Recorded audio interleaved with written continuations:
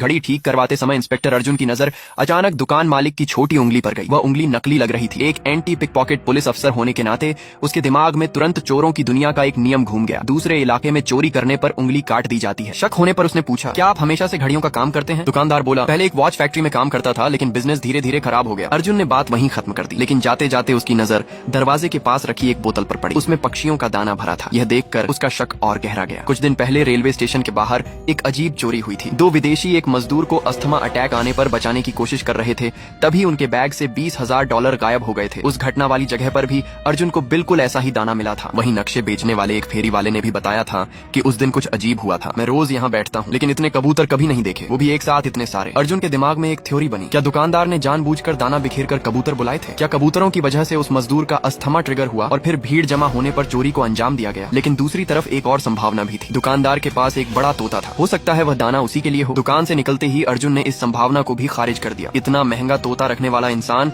उसे घटिया खाना क्यों खिलाएगा? लेकिन अब एक और सवाल सामने था। अगर दाना सचमुच कबूतरों को बुलाने के लिए डाला गया था, तो दुकानदार को यह कैसे पता चला कि मजदूर को पक्षियों के पंखों से एलर्जी है? यही सवाल उसे रेलवे स्टेशन के मेडिकल रूम तक ले गया, जहाँ डॉक्टर नेहा काम करती थी। अस्थमा अटैक वाले दिन सबसे पहले उसी ने मरीज का इलाज किया था। बातचीत के दौरान अर्जुन को पता चला कि अटैक का असली कारण अभी तक स्पष्ट नहीं था और जांच जारी थी। डॉक्टर पर पहली नजर में कोई शक नहीं होता था, लेकिन अर्जुन ने एक बात नोटिस की। वह मजदूर कोई बाहरी पर्यटक नहीं था, बल्कि स्टेशन का कर्मचारी था। उसके साथी शायद उसकी बीमारी के बारे में जानते हों, लेकिन उसकी एलर्जी के बारे में नहीं। जबकि डॉक्टर होने के कारण नेहा के पास यह जानकारी आसानी से पहुंच सकती थी। स्टेशन के बाहर खड़े होकर अर्जुन ने पूरे अपराध का एक काल्पनिक दृश्य अपने दिमाग में तैयार किया। मजदूर इलाज के लिए डॉक्टर के पास जाता है और अपनी एलर्जी के बारे में बता देता है। डॉक्टर यह जानकारी अपने साथी तक पहुंचाती है। फिर स्टेशन चौक में दाना बिखेरा जाता है, कबूतर इकट्ठा होते हैं और मजदूर को अस्थमा अटैक आ जाता है। लोगों की भीड़ लगती है, विदेशी मदद के लिए आगे आते हैं और उसी अफरा तफरी में गिरोह का कोई सदस्य उनकी जेब साफ कर देता है। थ्योरी बिल्कुल फिट बैठ रही थी, लेकिन समस्या यह थी कि अर्जुन के पास कोई सबूत नहीं था। फिर भी उसने हार नहीं मानी। वह अपने साथी रोहित के साथ डॉक्टर की निगरानी करने लगा। एक शाम दोनों उसका पीछा करते हुए मेट्रो स्टेशन पहुंचे। वहीं उन्होंने देखा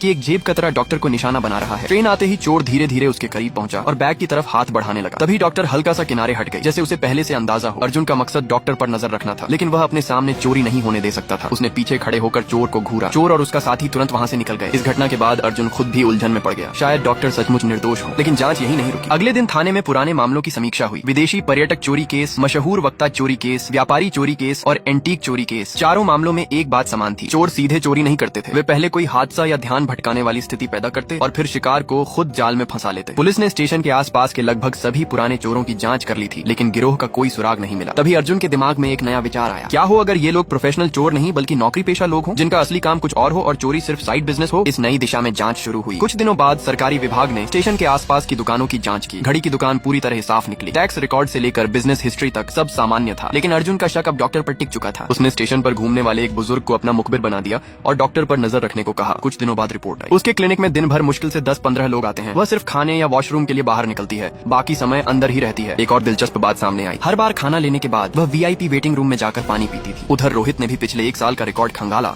और 3 हैरान करने वाले पैटर्न निकाले। पहला, स्टेशन पर जितनी भी बड़ी चोरियां हुई उन सभी दिनों डॉक्टर ड्यूटी पर मौजूद थी। दूसरा, जब भी वह छुट्टी पर होती कोई बड़ी चोरी नहीं होती थी। तीसरा, हर बड़ी चोरी के बाद वह छुट्टी जरूर लेती थी, लेकिन चोरी से पहले कभी नहीं। अब यह महज संयोग नहीं लग रहा था। कुल मिलाकर डॉक्टर की भूमिका उन मामलों में मौजूद किसी ऐसे व्यक्ति से मेल खाती थी जो लोगों पर नजर रखता हो, जानकारी इकट्ठा करता हो और सही शिकार चुनता हो। उसकी तेज याददाश्त और यात्रियों तक आसान पहुंच उसे इस काम के लिए बिल्कुल उपयुक्त बनाती थी। अब अर्जुन के सामने सिर्फ एक ही लक्ष्य था, ऐसा सबूत ढूंढना जो पूरे गिरोह को बेनकाब कर सके।